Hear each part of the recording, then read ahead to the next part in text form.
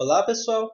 Para a gente introduzir nossa discussão aqui sobre liberdade, a gente vai trazer o pensamento estoico, certo? Dentro desse pensamento, tem uma ideia, né, que a gente relaciona aí, que é a ideia de destino.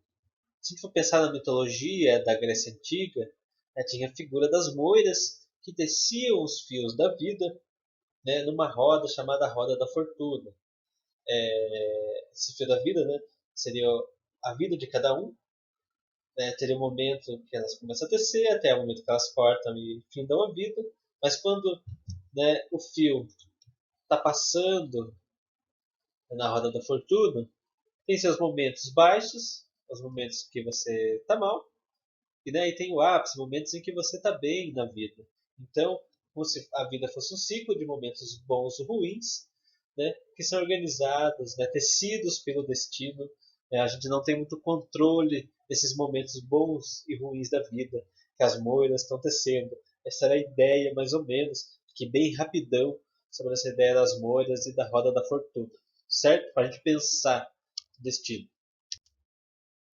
E aí, o pensamento estoico está num período específico conhecido como período, né, do helenismo. O que é o helenismo? A Grécia ali, né, como a Héliade, então as pessoas que viviam ali se identificavam enquanto helenos, porque não tinha um país como é hoje, né, um território específico, eram várias cidades que tinham uma cultura, uma língua comum, que se identificavam enquanto gregos, enquanto helenos. O que acontece?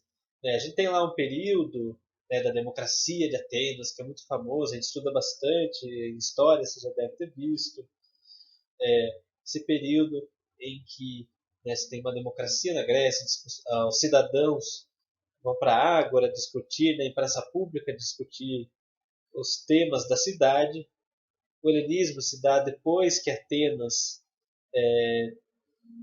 né, e as outras cidades gregas são tomadas pelo Alexandre, por Filipe da Macedônia, e depois Alexandre espalha essa cultura grega para outras áreas que ele vai conquistar.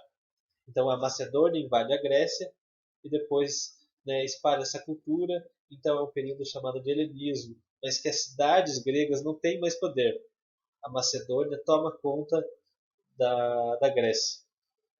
Então os gregos não têm decisões políticas. Então as preocupações filosóficas não vão ser políticas mais. Não vão ser sobre a vida da cidade, da vida comum, porque as pessoas já não têm mais esse poder de decidir. Né? É o chefe político quem decide isso. Né? Sobre o que para os filósofos e para as pessoas pensarem e refletirem? Sobre questões individuais, sofrimento, felicidade. É nesse sentido. Né? Como lidar com esses tempos conturbados, né? Diante dessas dificuldades, o que a gente pode fazer? E aí, né, surge a figura do Zenão de Sítio. Né? O Zenão ele vai, né, buscar aprender, né, filosofia, justamente para aprender como viver. Ele é muito influenciado, né, por diferentes pensamentos, mas entre esses, o cinismo, que era a ideia de uma vida simples, desapegos materiais, e, né, uma frase central aí para o estoicismo é a ideia de viver conforme a natureza. Ou seja, de alguma maneira aqui, para pensar até a ideia de liberdade, eu tenho que conhecer o mundo, conhecer como as coisas funcionam para saber como agir. É nesse sentido. Né? E por que estoicismo? Porque essas aulas, né, o Zenão, né, foi 20 anos discípulo, ele aprendeu muita coisa, foi aprender com os grandes filósofos, e depois ele passa a discutir sua filosofia nesses pórticos de Atenas, né, esse chamado Pórtico Pintado de Atenas, esses lugares aqui, né, os pórticos perto da Ágora, ali nas construções gregas, era um espaço onde ele discutia sua filosofia. Né? Os estoicos se reuniam ali no Estoá. Então, estoico, né, pelo nome do Estoá, que é o nome dos pórticos. Só para situar, né, o nome. O pensamento estoico, né, ele tem uma física. Né? Física aí, né, como vocês têm a disciplina de física, é como funciona de alguma maneira o mundo. Né? a physis, o mundo físico. Essa física então é inspirada em Heráclito na ideia do movimento, né? As coisas estão em constante movimento, né? Devir, é fluido, né? É como o rio, a água passa, né? A vida é isso, as coisas do mundo é isso, né? Nada está parado, tudo está em constante transformação.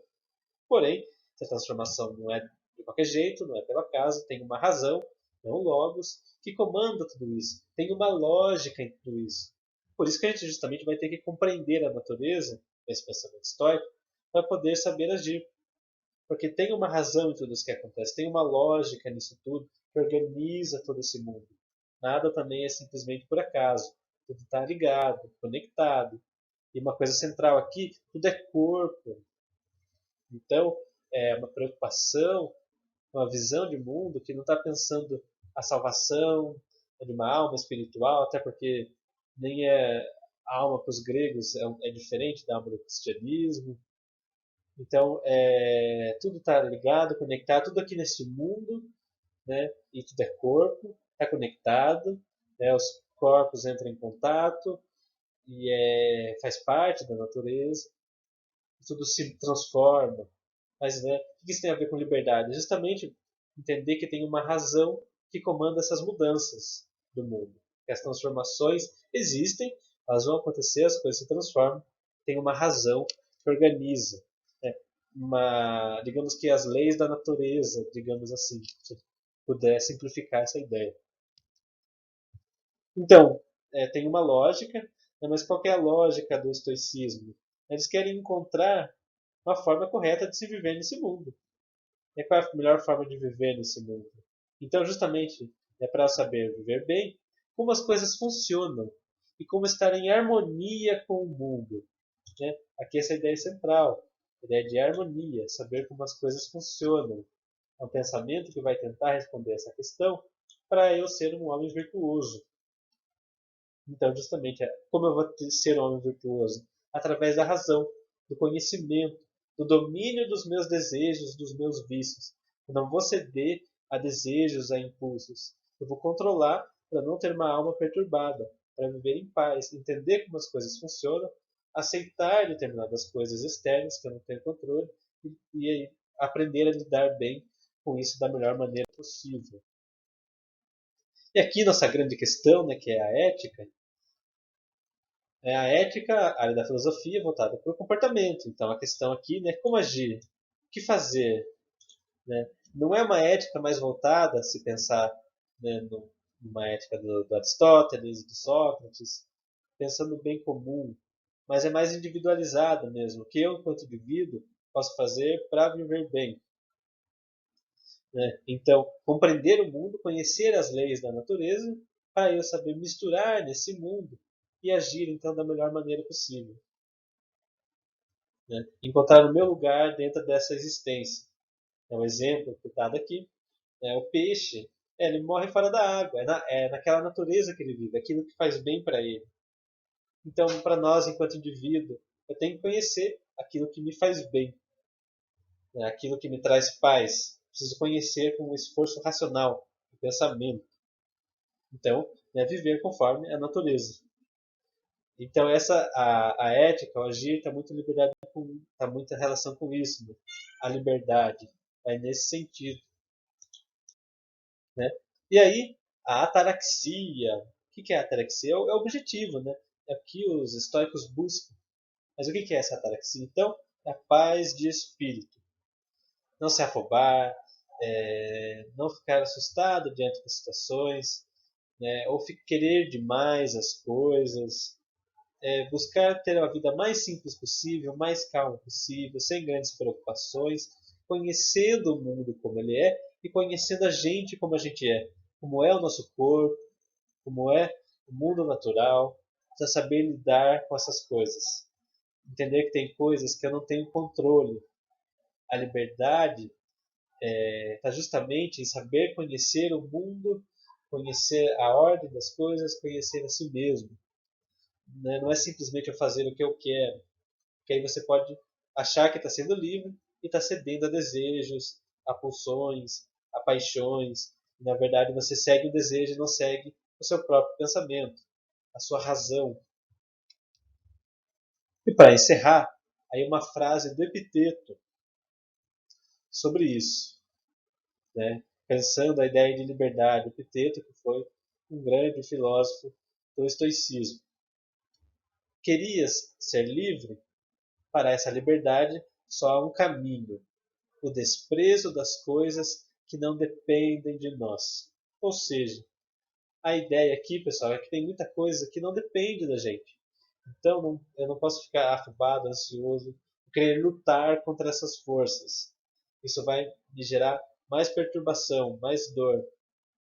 E para eu ser livre, eu tenho que ignorar tudo isso. Eu só posso agir conforme aquilo que de fato eu possa fazer.